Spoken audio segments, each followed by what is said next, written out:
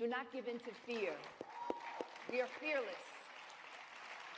This is not the time to be afraid. This is a time to stand up and fight back and to resist any temptation for them to divide us. We're in this together. The rule of law is on our side, and the one institution that has stood by our side is the courts. We will not give in, not give up. We will not capitulate. We will not bow. We will not bend. We will survive. So this is one of those stories that starts far away, but then it comes right here, right home at the end. So stick with me. All right, you might remember a few weeks ago, we showed you images, kind of overwhelming protest shots from Europe, from Serbia. Do you remember this? Serbia has a president that is kind of their version of Donald Trump. And protests against him like this have been sweeping that country. They started small, and week after week, they just grew and grew to the point where, frankly, it has become hard to imagine that that Serbian president is going to be able to stay in office, given the size and the sort of the breadth of the opposition to him in his country and their persistence at saying that he must go. These massive, very impressive, repeated protests in Serbia are also, I think, a good reminder for us and for everybody around the world that part of the reason it's not good to have a strongman leader, part of the reason you really don't want your country turned into some version of an authoritarian dictatorship, is because authoritarians and dictators are always, always corrupt. Why do you think they want to get rid of the rule of law anyway, right? So they don't have to abide by the law because they're crooks. Always and everywhere, dictators and authoritarians are stealing from the people. They are crooks. They are corrupt. It is an axiom. And in the case of these huge, impressive protests in Serbia, these started over something that at first was billed as an accident.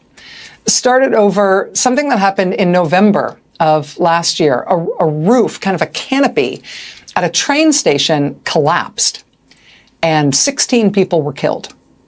And that event, that tragedy, sparked protests against the authoritarian government in that country. Because even though that might have seemed like an accident, everybody knows that authoritarians are, say it with me now, always corrupt.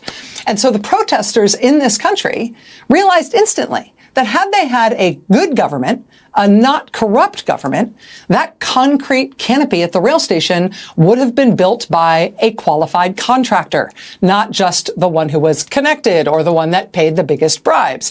In a country with the rule of law in effect, in a well-run country, the contractor who built that thing would have had to comply with building codes for safety's sake, rather than, say, being able to pay somebody off to avoid those building codes.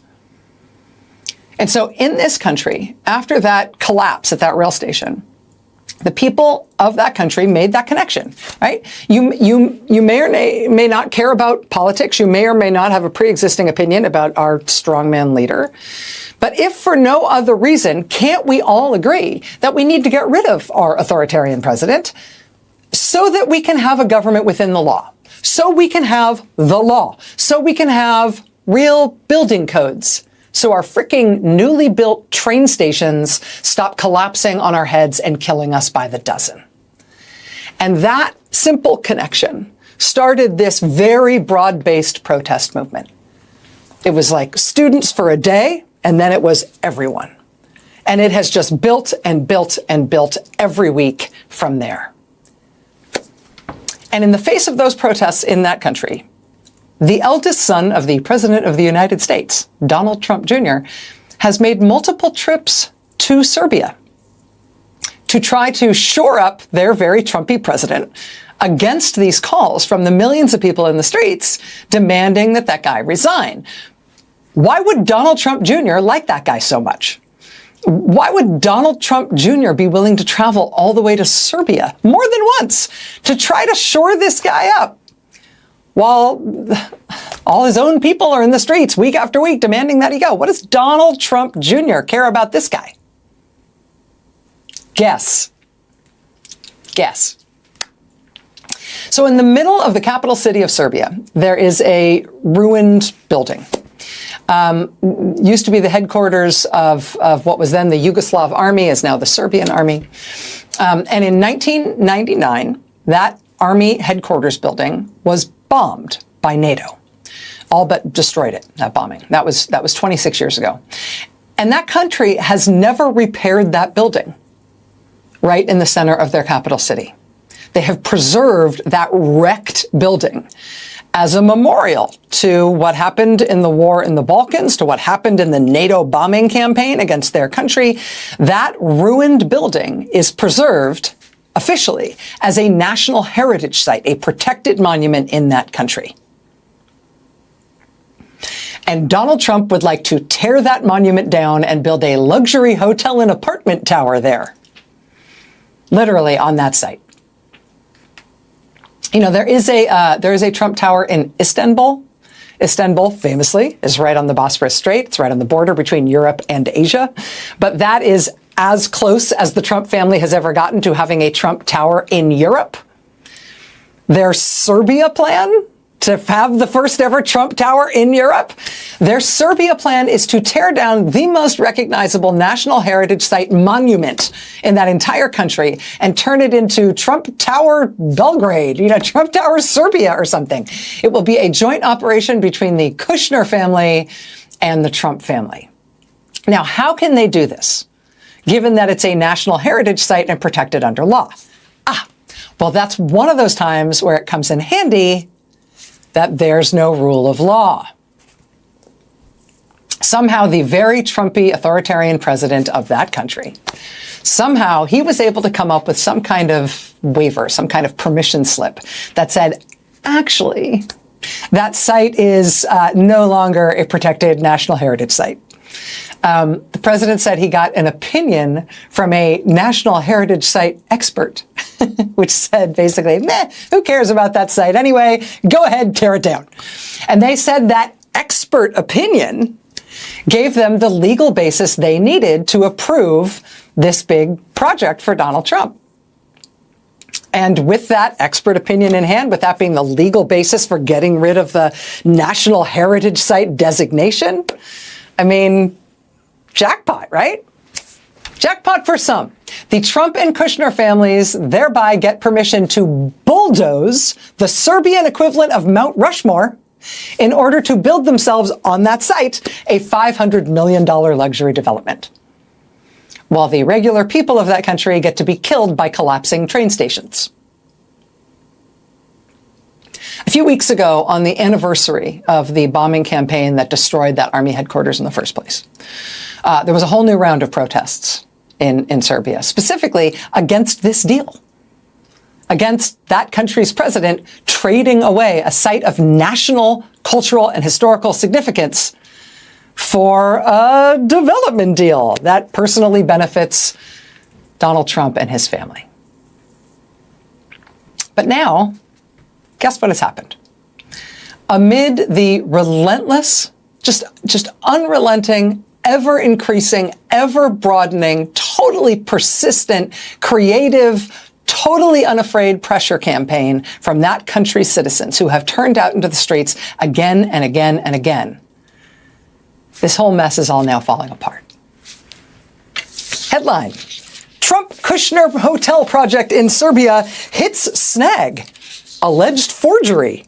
Forgery? What? Quote, the Trump family's $500 million luxury hotel project in Serbia, slated to be built on the site of a bombed-out defense ministry building, has run into an embarrassing complication.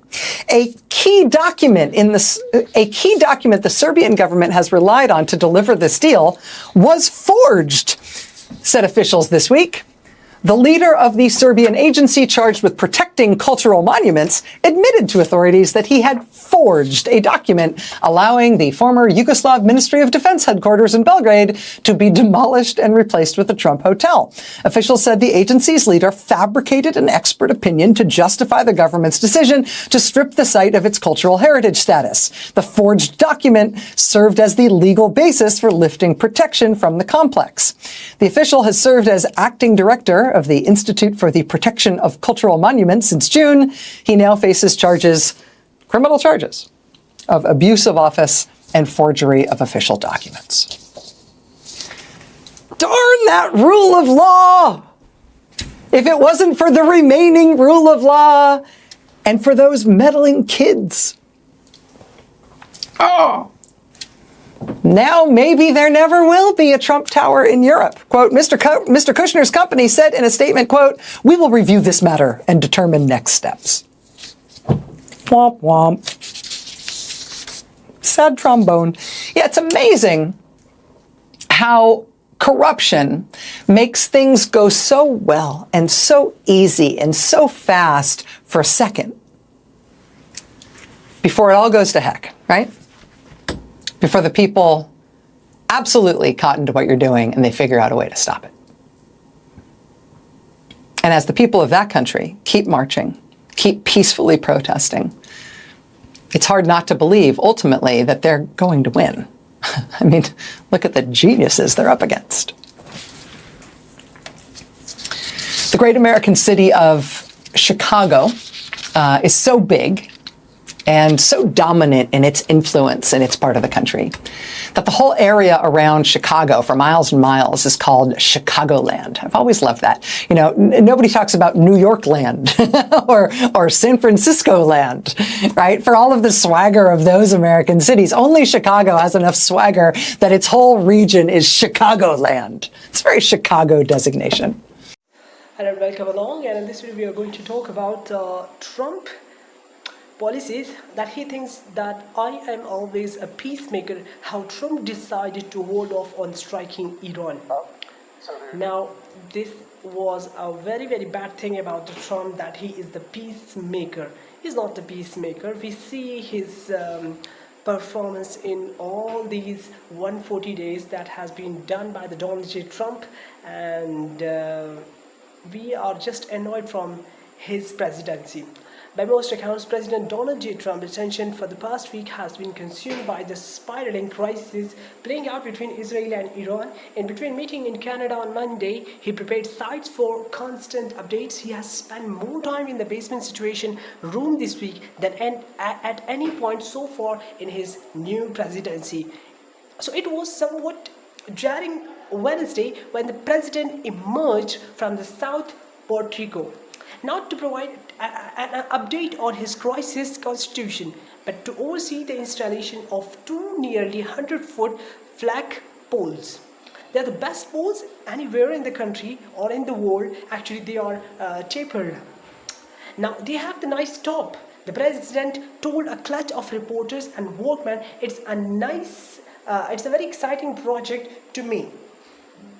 The statement from the Donald J. Trump, the break from his Iran meetings last about an hour, a moment for the president to literally touch grass on the South Lawn amid the most consequential period of decision making of his term so far.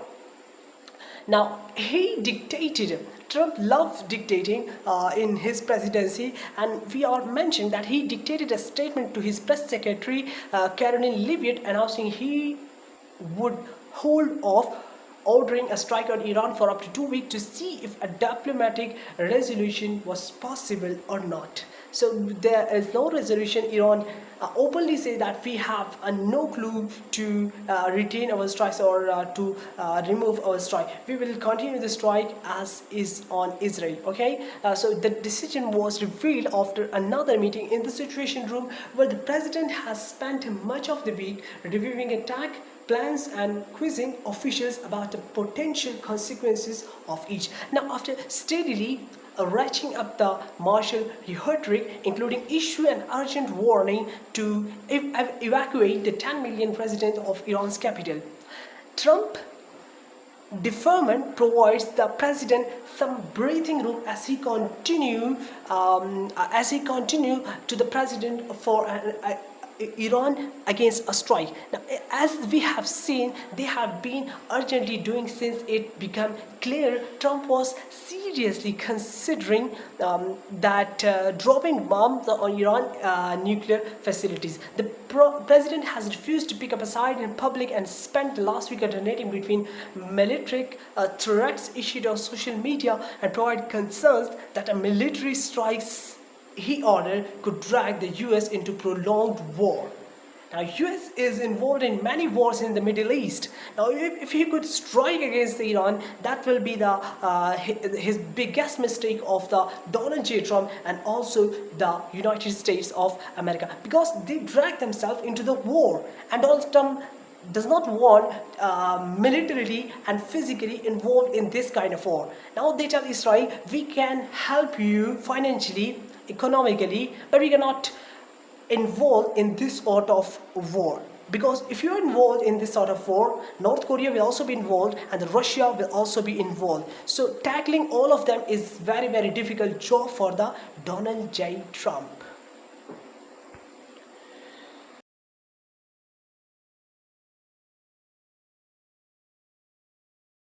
Dive into the magical world of Edwina's Bedtime Adventures by Ariel Williams. Join Edwina, the little hippo with a big imagination, as she drifts off to sleep and embarks on whimsical bedtime journeys.